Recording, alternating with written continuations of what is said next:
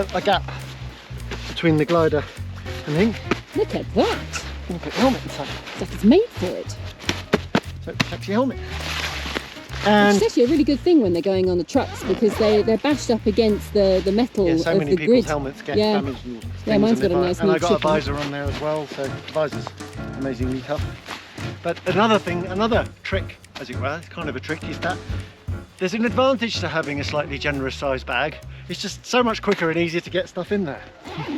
Always, please, please, please, your priority is fly nicely with others first. Be a good pilot first.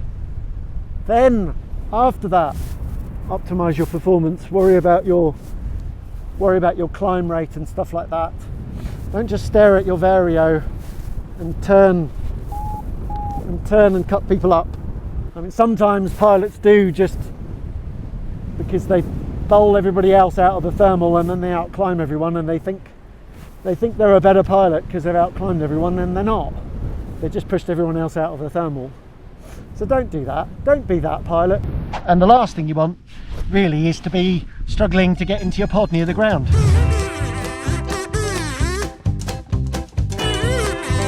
The bungee on the pod, and having a dedicated place for it to be attached, and it all comes to sit there. And all you do with this bungee, the idea is you thread it through your shoe like this, and then pull your laces tight. There's my tip for you. Then it means when you launch, you put your foot out, you put your right foot out, and then it's easy to get the other foot in.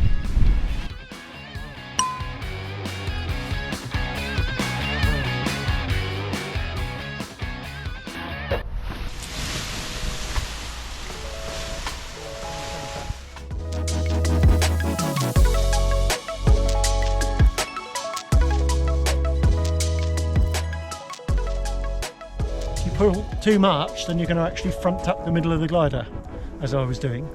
So you need a very nice layout and a good pull up to make sure it inflates cleanly the whole way around the glider, and the center comes up first and then the tips will follow.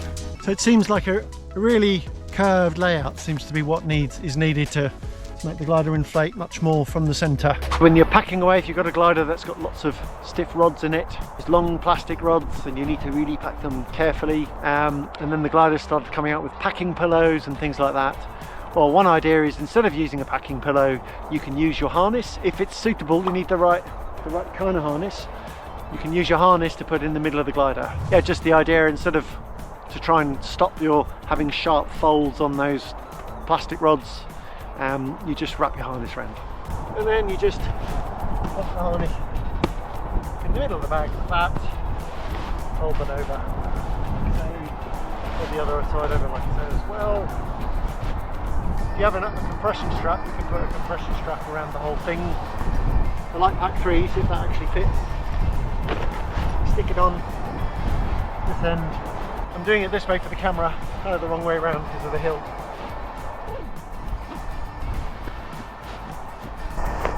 And for thermaling, you just need to constantly feel where the best bit of lift is and keep adjusting, micro adjusting, and build up a mental picture in your head of where the best lift is.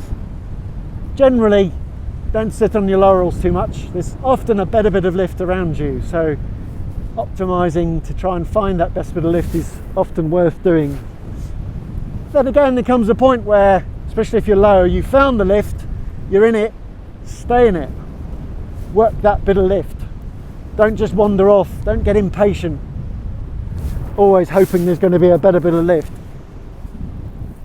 So yeah, don't be over impatient at the same time. So I think with paragliding, it's a real character test. Flying, you need to be very, very patient and very objective in your judgments. The glider will stall much more easily in turbulent air, especially if it's swirling around. Say the wind's flicking directions, sea breeze front coming on, a sea breeze coming in and reversing the wind from a sight, or a valley wind, or just the wind changing, or a thermal cycle causing the wind to swell. And that has the effect of meaning that 1 minute your glider is pointing into wind, or 1 second your glider is pointing into wind, so it's got a certain amount of airspeed, but then the glider goes into that swirling air, and suddenly you can have the air from the side or even behind, and suddenly you've lost a huge amount of airspeed just in like a second or a few seconds, but your brake position might be the same, and that's where the glider can stall